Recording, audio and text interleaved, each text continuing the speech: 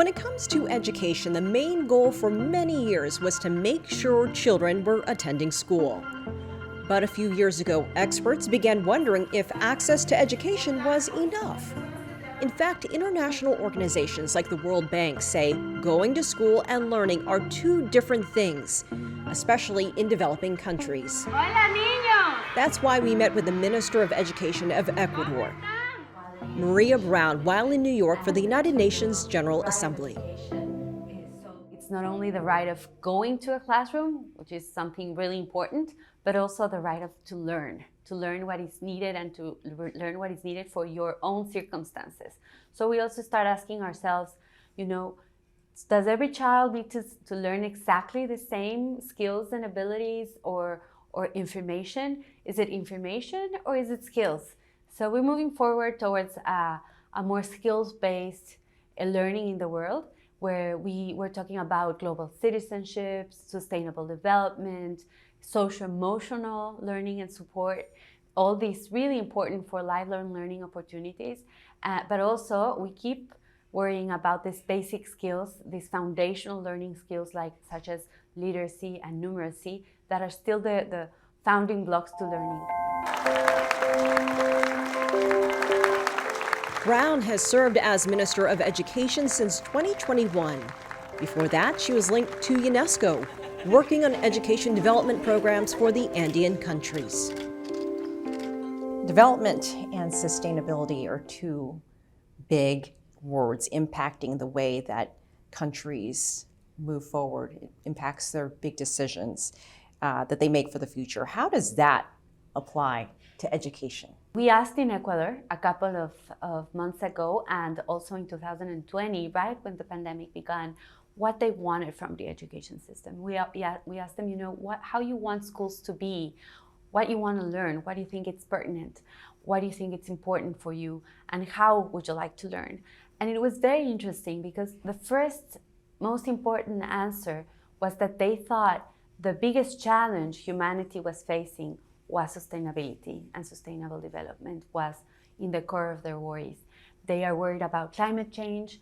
We can see that in all these youth movements, but you can also see that in rural areas and students that probably don't have the same information or their conditions have this same most important issue that they want the world to solve. How can we have a future as a humanity that is sustainable and that we address this challenge of climate change? So that's something that we have to encourage in the education system. We can't ignore that. We have to bring that into the discussion. And we also asked them, the second most common answer from the students was they wanted a school that respects everyone despite their differences. So we also are thinking inclusion is not only going to the classroom, access, like we said before, but inclusion is diversity as well.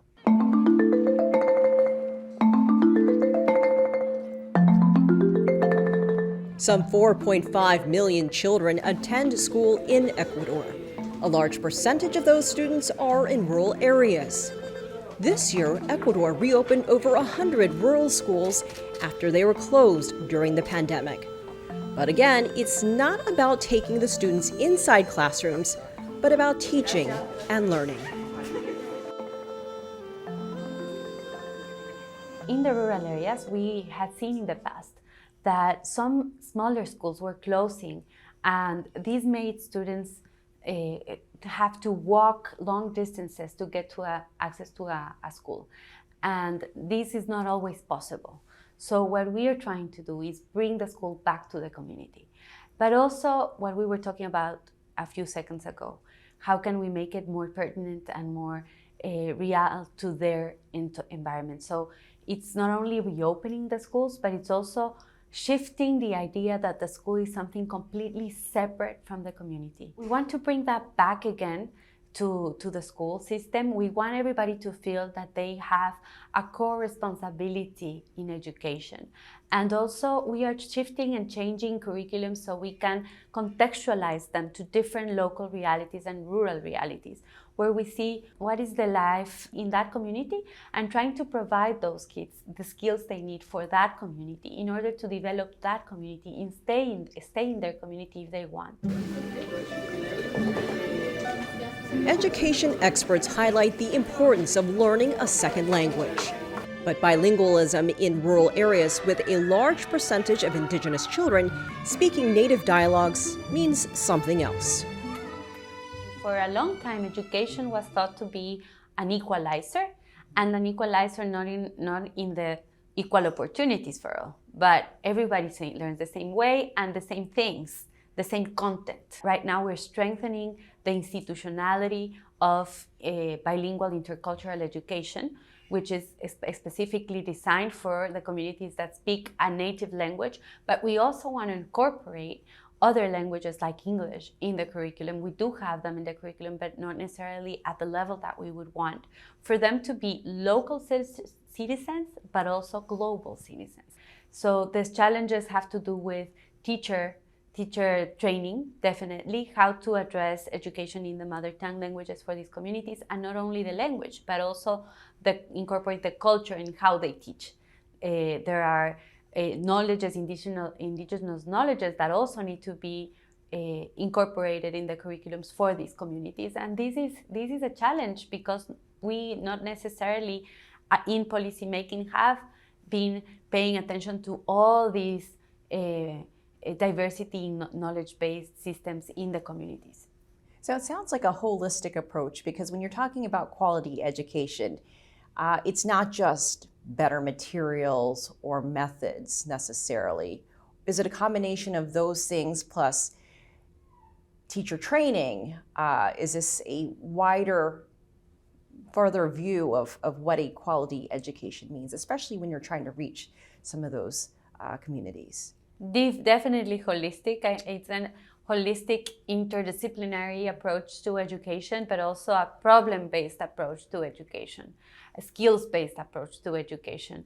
And these are big words, but at the end of the day, what we want is that what they learn is practical. And we've always been saying education is paramount, is a basic human right, but at the same time, we still see huge gaps within different countries on how much we invest in education, and also within the countries, how education, if not really taken care of, instead of becoming this opportunity to give everybody an equal opportunity, it can widen the gap, because richer urban communities get better opportunities of education, whilst lower income rural communities with no connectivity fall behind.